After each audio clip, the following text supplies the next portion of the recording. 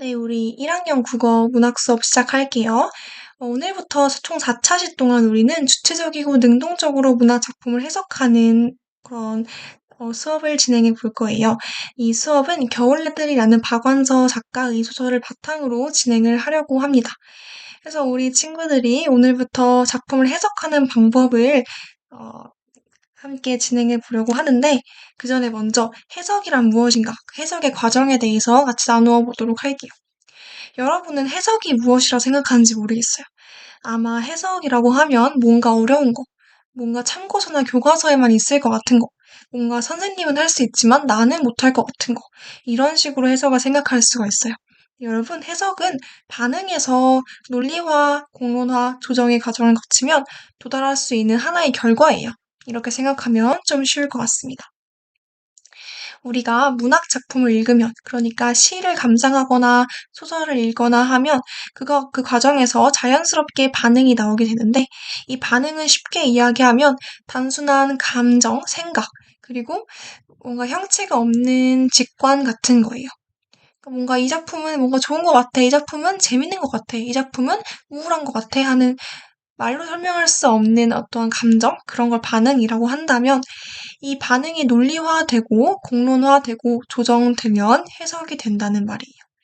논리화가 뭐냐? 논리화는 반응을 말로 정리할 수 있고, 이 반응의 근거를 통해서 반응이 조금 더 구체화되는 거예요. 반응에 여러 가지 이유가 붙게 되면 당연히 반응이 더 탄탄해지겠죠. 이런 과정을 논리화라고 합니다. 일단 공론화는 말이 조금 어려운데, 공론화의 공자는 공동 할 때의 공자, 론자는 토론할 때 론자고요. 그래서 공론화라고 하면 다른 사람과 나의 이야기를 나눈다, 모두에게 다 이야기를 쭉 퍼뜨린다 하는 형식으로 생각하면 될 것 같아요. 그다음 조정의 과정인데요. 우리 친구들 잘 생각해 볼게요. 공론화 과정이 일어나면 자연스럽게 어떤 일이 벌어질까? 예를 들어서 내가 친구에게 나의 이야기를 막 했어. 나의 의견을 막 어필했어. 친구들에게 필연적으로 무엇이 올까? 발표해 볼까요? 그렇지, 그렇죠. 친구들에게 필연적으로 일종의 피드백 또는 의견이 오게 됩니다. 이때 이 피드백은 긍정적일 수도 있고 부정적일 수도 있어요. 그렇지만 만약 부정적인 피드백이 온다면 나는 나의 반응을 좀 조정할 수 있고, 문학 해석 공동체의 장에 조금 더 편입되는 과정에서 나의 해석을 좀 바꾸거나 아니면 긍정적인 피드백을 받았다라고 하면 강화할 수도 있겠죠. 이렇게 조정의 과정을 거친 다음, 그렇게 되면 나의 어떤 두루뭉술했던 반응은 하나의 완결된 해석으로서 존재할 수 있게 됩니다. 이것이 해석의 과정이라고 생각하면 좋을 것 같아요. 이런 해석을 하기 전에 우리는 먼저 1차 시에서 소설 겨울나들이의 공간 구조와 줄거리를 파악해 보겠습니다. 우리 그래서 뭐 할 거라고요? 소설의 공간 구조 파악하기 먼저, 그 다음에 줄거리 파악하기. 이 두 가지를 잘 파악하고 최종적으로 소설을 잘 이해하는 것을 목표로 한번 삼아보겠습니다. 성취 기준 누가 한번 읽어줄까요? 아, 네, 좋아. 친구가 한번 읽어줄게요. 10 문학 05-05. 주체적인 관점에서 작품을 해석하고 평가하며 문학을 생활화하는 태도를 가진다. 그렇죠. 남의 해석을, 교과서의 해석, 참고서의 해석을 그대로 그냥 가져와서 달달달 암기하는 것이 아니라 나의 해석, 나의 능동적이고 주체적인 관점에서 작품을 해석해보고 또 평가해보고 그럼으로써 문학을 나의 삶에 반영해서 나의 삶 속에서 이해하는, 그렇게 생활화하는 태도를 가질 수 있습니다. 지난 시간에 무슨 활동했는지 기억나죠? 우리 선생님 숙제로 파일 랩으로 소설 겨울나들이 읽어오세요 하고 내줬었는데 다들 잘 해왔을 거라고 믿고 있겠습니다. 혹시 안 해온 사람 있나요? 아, 네, 다행히도 다 모든 친구들이 숙제를 잘 해왔네요. 좋습니다. 과제로 소설을 이미 읽어오게 했으니 아마 여러분이 잘 이해하고 있을 거라고 생각을 해요.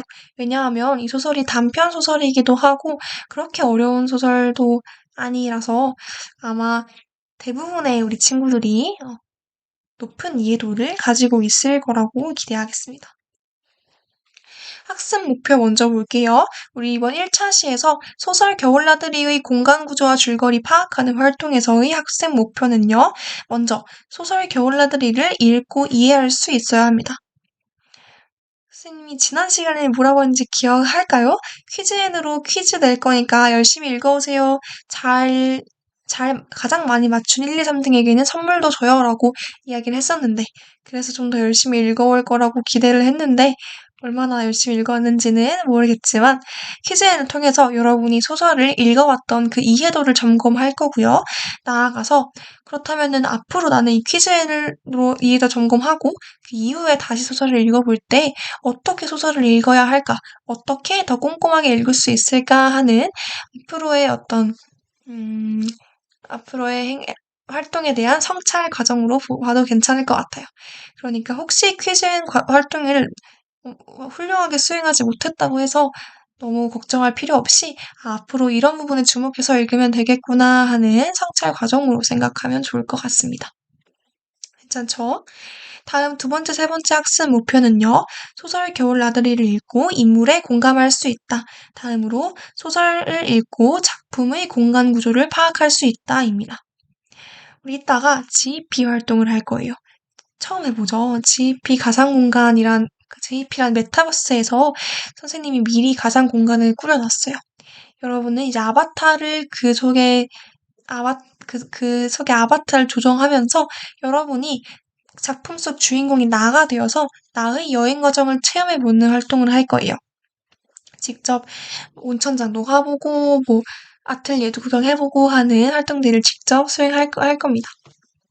이로써 여러분은 나라는 인물에 공감할 수 있게 되고 또 나아가서 작품이 온천장, 호수, 여관, 여인숙 등으로 어떤 공간 구조로 이루어졌는지도 파악할 수가 있어요.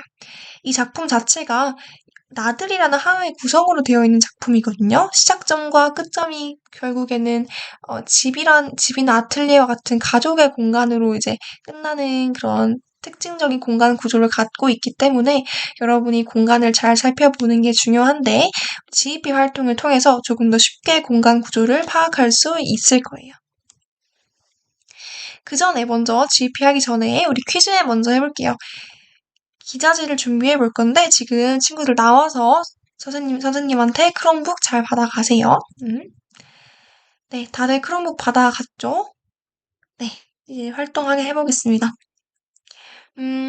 우리 퀴즈에는요, 휴대폰으로 QR코드 찍고 들어갈 수도 있고, 아니면 쌤이 이따가 링크 줄 건데 그 링크 가지고 컴퓨터로 접속할 수도 있어요. 크롬북으로 하건 휴대폰으로 하건 상관없으니까 편한 대로 하면 될 것 같습니다. 퀴즈앤 활동의 목표는 무엇이냐? 아까 잠시 얘기했지만 먼저 소설의 세부 내용을 점검하는 거예요. 얼마나 잘 읽어왔는지 내가 읽었던 소설에서 세부적인 내용이 어떤 게 있었는지 점검할 수 있고 두 번째, 소설을 다시 읽을 때에는 더 꼼꼼하게 읽어야 하는구나라는 것을 깨닫고 또 앞으로 활동에 반영할 수 있도록 하는 성격도 가지고 있어요. 알겠죠? 퀴즈의 활동 결과에 따라서 소설을 가장 열심히 읽었다고 생각이 되는 그런 활동 1, 2, 3등에게는 선물을 제공하려고 합니다. 그러니까 열심히 우리 힘내서 풀어볼게요. 이제 진짜 활동을 시작해 볼 텐데,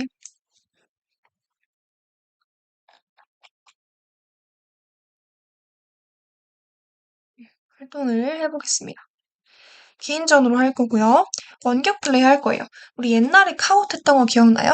카웃으로 그 퀴즈 풀었을 때 친구들이 눈이 안 좋은데 멀리 앉아있던 친구들이 잘 안 보인다고 힘들어 했었잖아요. 그래서 이번에는 우리 퀴즈앤 활용해서 퀴즈에는 여러분 노트북이나 핸드폰의 화면에도 문제도 뜨고 그다음에 답도 떠요. 그러니까 멀리 앉아있는 친구들도 걱정하지 말고 그냥 문제 푸시면 될 것 같습니다.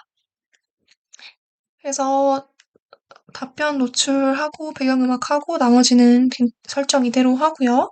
지금 시작할게요. 선생님은 QR코드로 들어갈게요. 여러분은 핀으로 들어가도 되고 편한 대로 들어가도 돼요. 이 핀은 이 quizname.show/pin 그 주소창에다가 핀 입력하면 들어갈 수 있게 되어 있는 거고 그다음에 QR코드는 휴대폰으로 들어가는 거예요.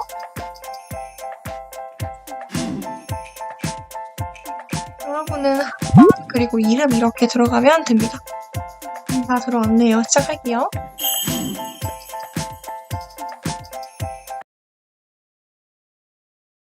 어렵지 않죠?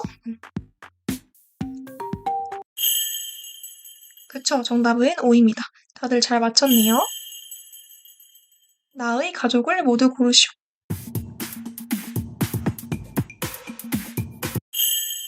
그렇지, 남편과 딸이죠.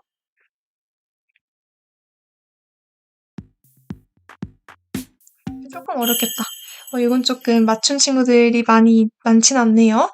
네, 이런 것까지 꼼꼼히 읽은 친구들이 얼마나 많진 않겠지만, 그래도 꼼꼼히 소설을 읽으라는 그런 당부 차원에서 한번 내봤습니다. 이거 너무 쉽다. 그죠? 모두가 맞췄네요. 잘했어요.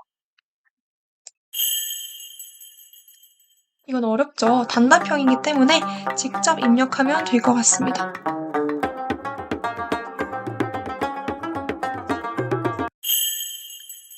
맞춘 친구가 그래도 있네요. 좋습니다. 좀 지엽적이긴 한데, 그래도 시작과 끝이 되는 공간, 시작이 되는 공간인 만큼.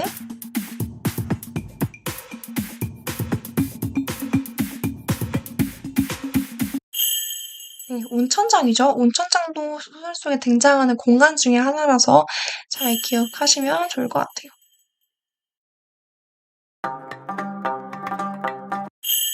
그러지 않았죠. 약간 평소 습관 때문이기도 하고, 또한 본인의 어떤 고독, 서러움 이런 거를 더 극대화하고 싶었기 때문이기도 하죠. 그렇죠. 느끼지 않았습니다. 고독감을 더 많이 맛봤죠.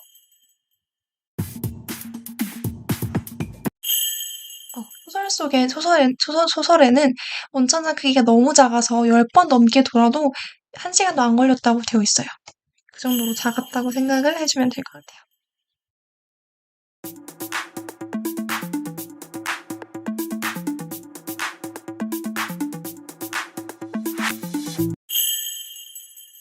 요거는 너무 지엽적이죠? 그렇지만, 그냥 여러분 점수 갈라야 하기도 하고 해서 그냥 내봤습니다.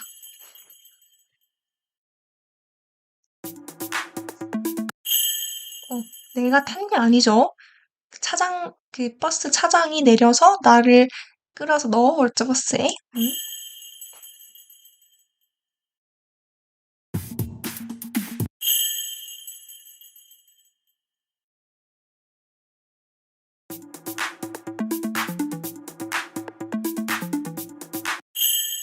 여인 속에는 아주머니와 할머니가 있었습니다.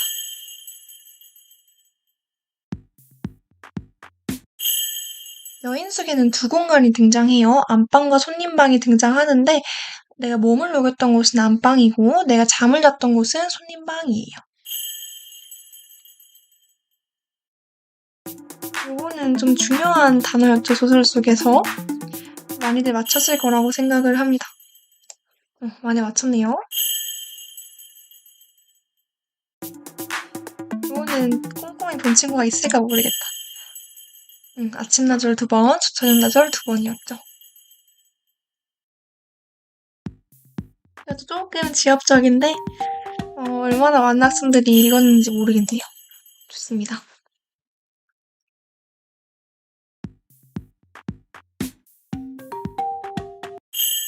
이거는 모른다라고 하지만 몰라요도 맞게 처리할게요.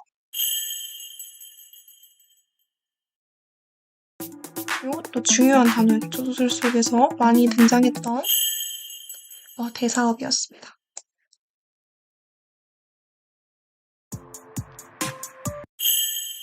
서울까지 동행했죠. 온천장까지만 간 게 아니라. 이것도 쉬운 문제였습니다. 마지막 문제예요. 마지막까지 힘내서. 소설 속에서 마지막에 등장하는 문장이라서 아마 많은 친구들이 좀 주의 깊게 읽었을 수도 있겠다는 생각이 들어요. 여기까지 해서 우리 퀴즈의 활동 마치도록 하겠습니다. 1, 2, 3등 친구들 공개가 됐네요. 1등한 친구, 2등한 친구, 3등한 친구 다 고생했고 세 친구에게는 선생님이 이따가 교무실로 오면은 선물 주도록 할게요. 수고 많았습니다. 혹시 1, 2, 3등에 못 들었던 친구들도 열심히 읽느라 수고 많았고 혹시 조금 결과가 안 좋다라고 생각하는 친구들은 앞으로 그만큼 꼼꼼히 읽으면 되는 거니까 걱정하지 말고 다음 활동들에서 좀 더 꼼꼼히 읽어볼게요. 네, 드디어 다음 활동은 GEP 활동입니다. 먼저 선생님이 클래스룸에다가 GEP 이용 방법 학습지 구글 독스 링크를 올려놨어요. 먼저 같이 들어가서 크롬북 켜고 들어가서 활동 방법을 숙지한 다음에 GEP 활동 본격적으로 하도록 할게요.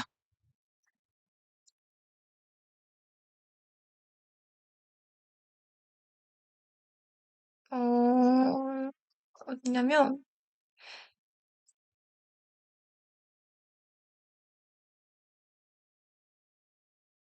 다들 잘 들어왔죠? 네, GEP 이용 방법 학습지입니다. 1, 2, 3번은 접속 방법인데요. 접속 직전에 같이 살펴볼 예정이라서 4번부터 같이 볼게요. 방향키를 사용하여서 이동할 수 있고요. 스페이스바로 점프할 수 있습니다. 방향키 스페이스바 뭔지 다 알죠? 다만 이번 활동에서는 점프가 필요하진 않아요. 알겠죠? 다음으로 입장하면 대부분의 맵에 안내판이 있어요. 물론 없는 맵도 있습니다. 없는 맵은 그냥 딱 봐도 뭔가 해야 되는 게 있을 것 같은 것만 하면 되고요. 나머지 맵들은 안내판을 확인하고 꼭 들어가야 합니다. 안내판 모양은 하얀색 바탕에 빨간색 느낌표거나 아니면 인포메이션 마크, 파란색 인포메이션 마크일 거예요. 여러분 꼭 가장 먼저 안내판 근처에 가서 F를 누른 다음에 공간을 확인하셔야 돼요. 왜냐하면 안내판에 여러분이 돌아다녀야 하는 공간에 대한 설명도 있고 공간을 어떻게 돌아다녀야 하는지 순서도 나와 있거든요. 그러니까 여러분이 꼭 확인하고 돌아다녀야 해요. 그 다음에 말풍선은 인물이나 물건 위에 이렇게 떠 있어요. 뭐 이런 말풍선이라던가 아니면 이런 전구 모양이나 느낌표 모양이 있을 텐데 빠짐없이 다 확인해보고 느낌표는 꼭 확인을 해야 됩니다. 나머지도 다 꼭 확인해야 돼요. 그럼 내가 말풍선 있는 대로 딱 갔어. 이 물건을 선택해서 확인하고 싶어.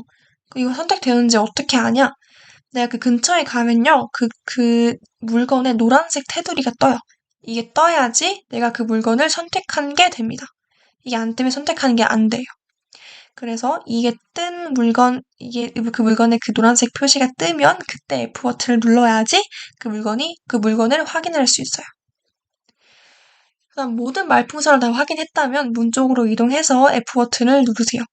이때 말풍선을 바탕으로 한 문제가 있을 수 있기 때문에 인물이나 물건의 설명을 잘 확인해야 돼요.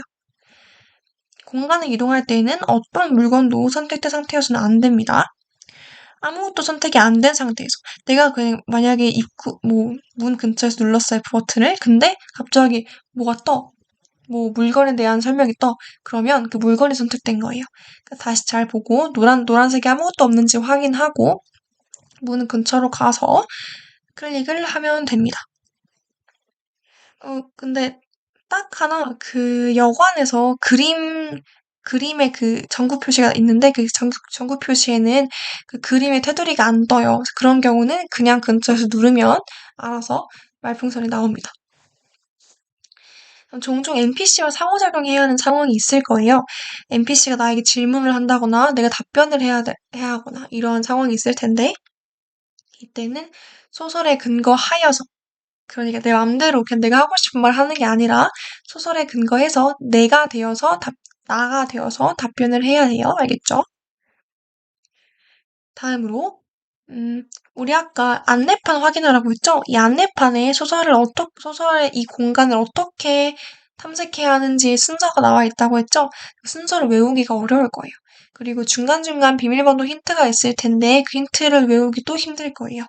그러니까 그 공간에 들어가면 왼쪽 앱란에 빠른 메모라는 게 있어요. 그걸 누르면 왼쪽에 이제 스티커 메모 창이 뜨거든요. 그래서 그거를 눌러서 메모하면서 공간을 돌아다니고, 그다음에 음, 메모는 이제 이동 순서 또는 힌트를 메모해서 적극적으로 활용하면 되겠습니다. 메모장에 입력한 후에는 다시 GEP 공간을 클릭해야 돼요. 그러니까 메모장에 뭘 입력하고 다시 GEP 공간을 클릭하고 그래야지 방향키로 아바타를 움직일 수 있습니다. 어려운 게 있다면 손을 들고 선생님을 기다려주면 선생님이 가서 도와줄 테니까 걱정하지 말고 편하게 손 들어서 물어보세요. 알겠죠? 이제 드디어 실제로 활동을 해보도록 하겠습니다.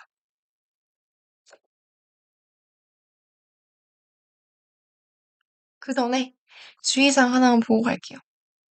여러분, 이 활동은 개별 활동이에요.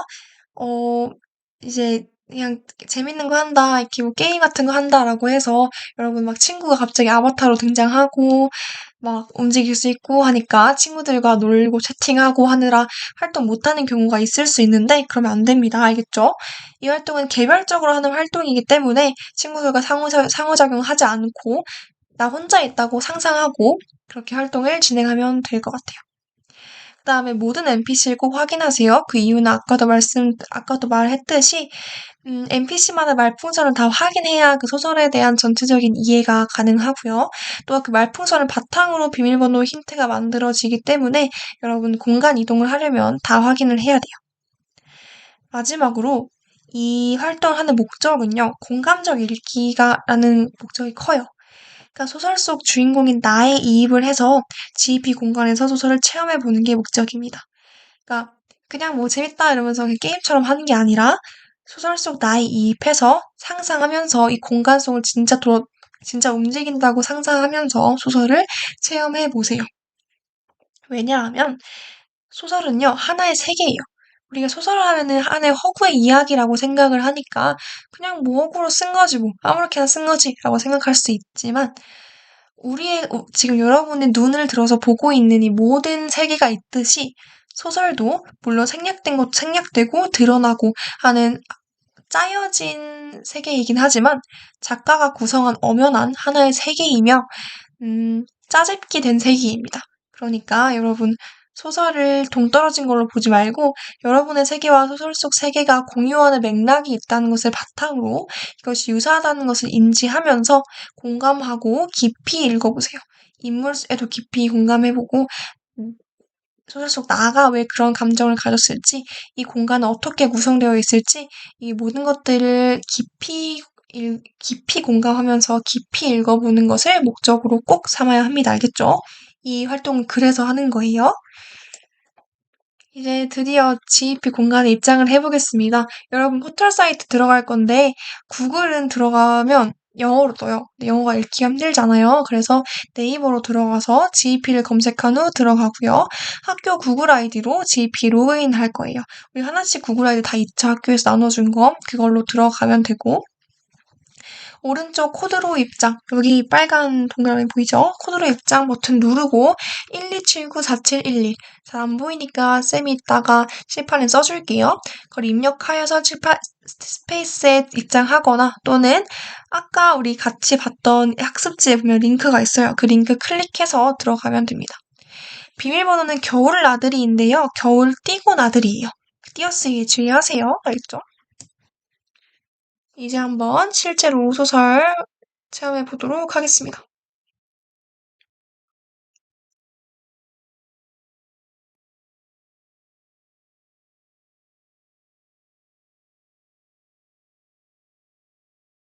링크로 들어가서 그다음에 이 비밀번호는 겨울 띄고 나들이었죠.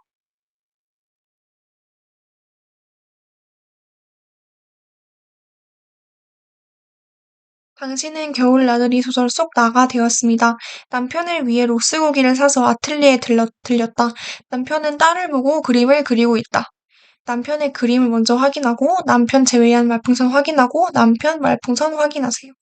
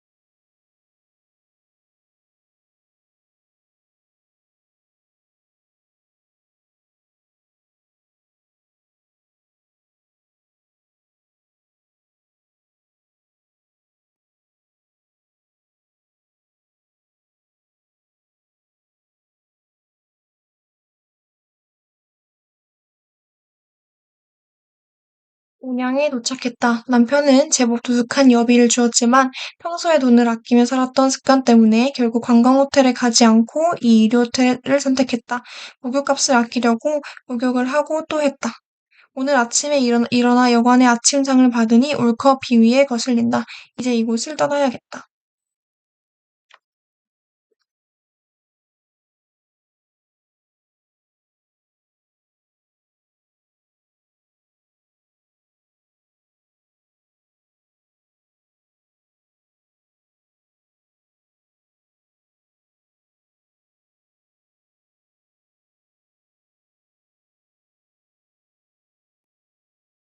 온양 온천에 도착했다. 하늘은 낮고 어둡게 흐리고 바람은 맵다. 온천 거리가 손바닥만큼 작아서 최대한 많이 돌아보려고 한다. 온천장, 파란색 방향 표지판, 여자 NPC, 도로.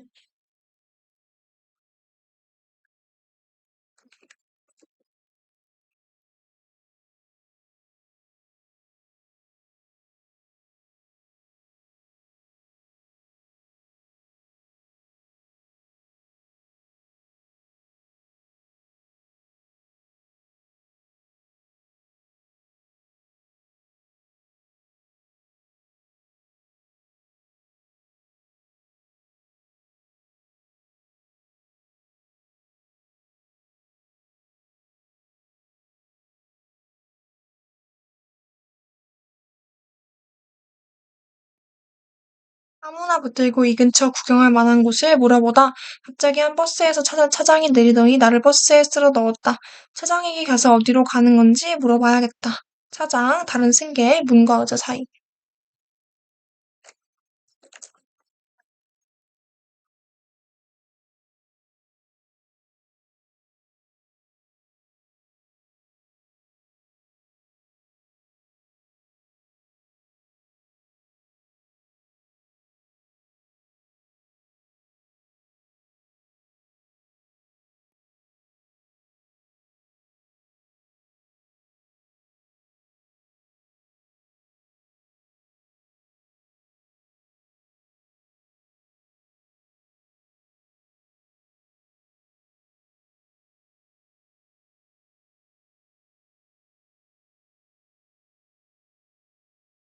나는 인기척도 없는 골목을 지나 문전이 정갈한 여인숙 간판이 붙은 집을 찾았다. 50대의 정갈한 아주머니가 나왔다. 아주머니, 할머니 이불.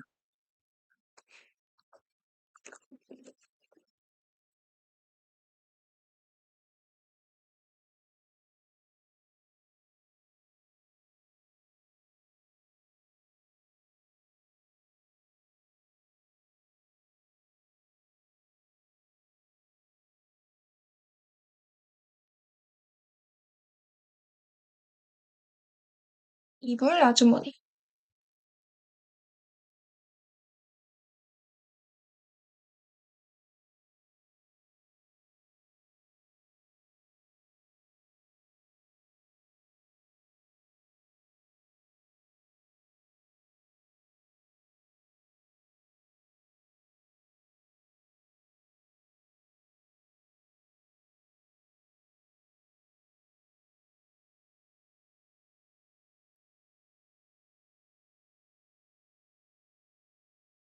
아주머니가 들려주는 과거 이야기 속 공간에 도착했다. 6.25 전쟁 중이며 아주머니와 시어머니가 살던 집이다. 할머니 남편 손으로 확인한 후 세 번째 나무 옆 팻말을 확인하세요.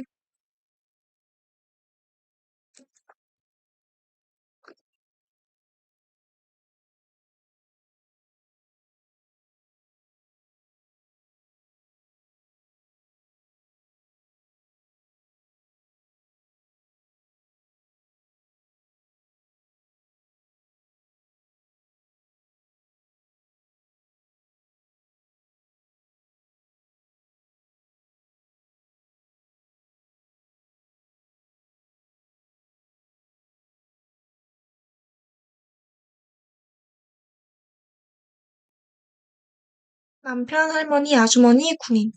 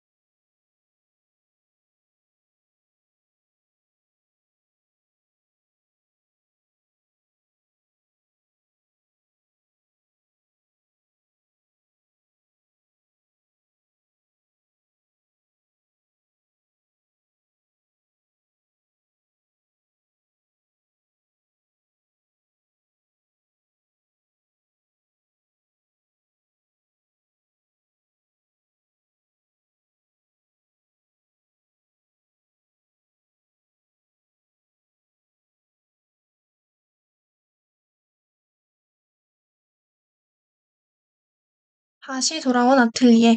나의 겨울 나들이는 끝났다. 나는 인생을 헛산 것이 아니다. 끝.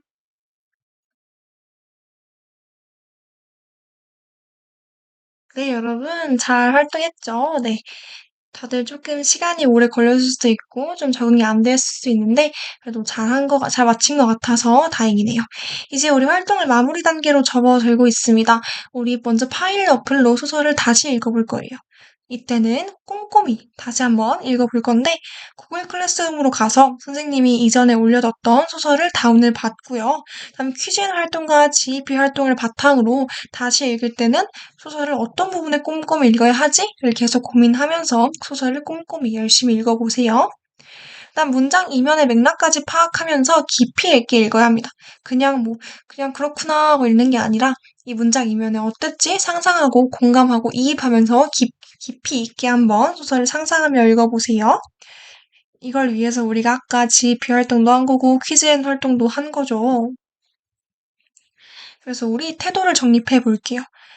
우리 한번 질문에 대답을 해줬으면 좋겠는데, 소설을 읽어왔을, 우리 선생님이 이미 여러분에게 숙제로 소설을 읽어오라라고 숙제를 내주었고, 활동한 다음에 다시 한번 읽어봤죠. 소설을 읽어왔을 때, 활동을 읽었을 때 어떤 게 달랐는지 한번 발표해줄 친구가 있을까요? 네, 발표 한번 해줄까요? 아, 좋습니다. 소설을 읽어왔을 때는 약간 대충 읽었다면 활동을 읽었을 땐 꼼꼼히 읽었다라는 이야기를 해주었어요. 또 있을까요? 네. 아, 소설을 읽어왔을 때는 그냥 그렇구나 하고 남의 이야기처럼 읽었다면 활동 후에는 나의 이야기처럼 뭔가 공감하면서 읽었다는 이야기를 해주었어요. 또 다른 친구 있을까요? 어, 이렇게 큰 변화는 없었다고 이야기를 해주었어요. 그럴 수도 있죠. 맞아요. 소설을 읽어왔을 때랑 활동을 읽었을 때 크게 달라진 변화가 없더라도 결국에는 우리가 활동을 읽을 때는 조금 더 꼼꼼하게, 조금 더 이입하면서 나도 모르게 이렇게 자연스럽게 읽었을 거예요. 그래서 이렇게 많은 고민을 하면서 소설을 읽는 것의 중요성을 한번 살펴봤습니다. 이를 통해 소설 또한 하나의 이해 가능한 세계이며 실제 세계처럼 공감하고 이입하고 분석하고 고민하는 과정이 중요합니다. 인물들에게 공감하고 이입하고 작품의 내용과 구조, 공간적 구조를 분석하고 또 계속해서 나의 이야기처럼 고민을 하는 거죠. 다음 시간은 소설 겨울나들이를 해석해 볼 거예요. 드디어 해석이 시작을 하는데, 오늘 이번 시간까지는 반응에 대해 살펴봤다면, 다음 시간부터는 이 반응을 논리화하는 것, 그리고 공론화, 조정하는 것, 이 모든 과정을 우리 학급에서 축소판으로 한번 경험을 해보려고 해요. 해석은 어려운 것도 아니고 참고서만 할 수 있는 것도 아니며 해석 공동체에서 일어나는 하나의 과정이고 해석을 위해서는 작품을 꼼꼼하게 열심히 읽는 것이 중요합니다. 그냥 대충 읽으면 안 돼요. 그 하나하나 문장을 꼼꼼히 읽는 것이 중요하고 또한 논리의 타당성을 갖추고 있다면 누구나 좋은 해석을 만들 수 있다는 거. 선생님만 할 수 있는 것도 아니고 누구나 다 좋은 해석을 만들 수 있다는 것을 이해하면 좋을 것 같습니다. 논리의 타당성이라고 하면 뒤에 수업에서 계속해서 얘기하겠지만 미리 잠깐 얘기하면 나의 주장과 근거 사이에 얼마나 논리적으로 타당한지 그러니까 근거가 나의 주장을 얼마나 탄탄하게 뒷받침해주고 있는지 그리고 나의 주장과 작품 전체 간에 어떤 타당성이 있는지 작품 전체의 내용과 나의 주장이 뭔가 상반되는 내용이 많지는 막 많은지 아니면 적은지 이런 것들을 바탕으로 논리의 타당성을 우리가 평가하는 작업도 마지막에 할 거예요. 오늘 수업은 일단 여기까지 작품을 공감하면서 꼼꼼히 읽는 과정까지 해보았습니다. 이렇게 해서 오늘 수업 마쳐보도록 할게요. 1학년 문학 수업 여기서 마치도록 하겠고 우리 친구들 모두 다 수고 너무 많았습니다. 다음 시간에는 조금 더 재미있고 조금 더 많은 것을 배우는 국어 수업으로 기대하면서 들어오도록 할게요. 수고 많았습니다.